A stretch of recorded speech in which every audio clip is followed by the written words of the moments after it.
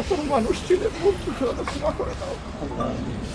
আল্লাহ তাদের ভুলগুলাকে গুনাহগুলাকে ক্ষমা করে দিয়ে নেকিতে পরিণত করে দাও। ইয়া রাব্বুল ইজ্জত তাদেরকে মর্যাদাবান শহীদের পূর্ণ মর্যাদা তাদেরকে দান করো। 2009 সালের 25 এবং 26 ফেব্রুয়ারি ঢাকার পিলখানা তৎকালীন বিডিআর নামের যে প্রতিষ্ঠান, তার সদর দপ্তর, সেখানে নৃশংসভাবে আমাদের প্রিয় দেশের 57 জন চৌকস দেশপ্রেমিক কমিটেড সেনা অফিসারকে হত্যা করা হয়েছিল। যাদেরকে হত্যা করা হয়েছে, মহান মাহবুদের দরবারে দোয়া করি আল্লাহ তাদেরকে ক্ষমা করুন এবং তাদেরকে শহীদ হিসাবে কবুল করুন। এই দিনটি ছিল জাতির বিরুদ্ধে একটা গভীর ষড়যন্ত্রের দিন, এবং যাদেরকে এখানে হত্যা করা হয়েছে আগে থেকে পরিকল্পিতভাবেই তাদেরকে এখানে পোস্টিং দেওয়া হয়েছিল। কাউকে মাত্র 1 মাস আগে, কাউকে 3 মাস আগে, এইভাবে পরিকল্পনা করে বিভিন্ন লোকদেরকে এখানে নিয়ে আসা হয়েছে।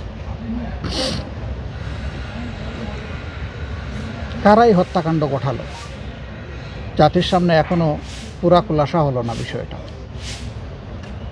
তখন 2টা তদন্ত কমিশন গঠন হয়েছিল, একটা সেনাবাহিনীর পক্ষ থেকে আর একটা তখনকার ফ্যাসিস্ট সরকারের পক্ষ থেকে।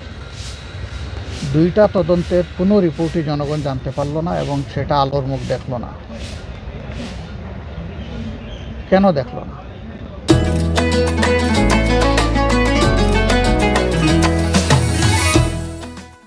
যদি ওই তদন্তের রিপোর্ট সামনে আসতো জাতির সামনে, তাহলে হয়তো অনেক সত্য পরিষ্কার হয়ে যেত। নিশ্চয়ই তখন যারা ক্ষমতাসীন ছিলেন এর সাথে তাদের গভীর সম্পর্ক ছিল এই হত্যাকাণ্ডের সাথে, যার কারণে তারা চাননি যে এই রিপোর্টগুলো প্রকাশ পাক। এমনকি তখন 2টা নোংরা ঘটনা ঘটেছে, আপনারা দেখেছেন। একটা হলো বিরোধী দলকে টার্গেট করে তখনকার বিরোধী দলীয় নেত্রীর ব্যাপারে অনেক আজে বাজে কথা বলা হয়েছিল। বাংলাদেশ জামাতে ইসলামের তৎকালীন অ্যাসিস্ট্যান্ট সেক্রেটারি জেনারেল এবং নির্বাহী পরিষদ সদস্য, সুপ্রিম কোর্টের অত্যন্ত মর্যাদাবান একজন আইনজীবী, সিনিয়র আইনজীবী ব্যারিস্টার আব্দুর রাজ্জাককে হয়রানি করা হয়েছে। 2বার তাকে জিজ্ঞাসাবাদের মুখোমুখি করা হয়েছে। নাসির উদ্দিন পিন্টুকে নৌকা দিয়ে নাকি লোক পার করে দিয়েছে, এই জন্য তাকে এই অভিযোগে অভিযুক্ত করে জেলে নেওয়া হয় এবং সেখানে পরিকল্পিতভাবে তাকে হত্যা করা হয়। তৎকালীন বাণিজ্যমন্ত্রী ফারুক খান ঘটনা ঘটার সাথে সাথেই মিডিয়ায় তিনি বক্তব্য দেওয়া শুরু করলেন যে এই ঘটনা জামাত শিবির ঘটিয়েছে। এত বড় একটা ঘটনা, তার মামুলি কোনো তদন্ত হলো না, তিনি একটা দলকে দায়ী করে বক্তব্য দেওয়া শুরু করলেন। এই সবগুলোই ছিল গভীর ষড়যন্ত্রের অংশ।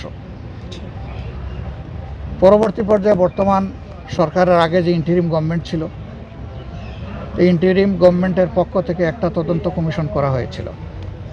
সেই রিপোর্টও কিন্তু জাতির সামনে আসেনি পুরোপুরি। আসলে আমরা বুঝতে পারবো সত্য আংশিক উঠে এসেছে নাকি আংশিক চাপা পড়েছে। আজকে আমার একটা স্ট্যাটাস হয়তো আপনারা লক্ষ্য করবেন, আমি বলেছি আংশিক সত্য উঠে এসেছে। কেন আংশিক বললাম? যেহেতু পুরা রিপোর্ট আমাদের সামনে আসে নাই। পুরা রিপোর্ট আসলে আমরা বলতে পারবো যে এটা আংশিক না পূর্ণাঙ্গ, সত্যটা উঠে এসেছে কিনা।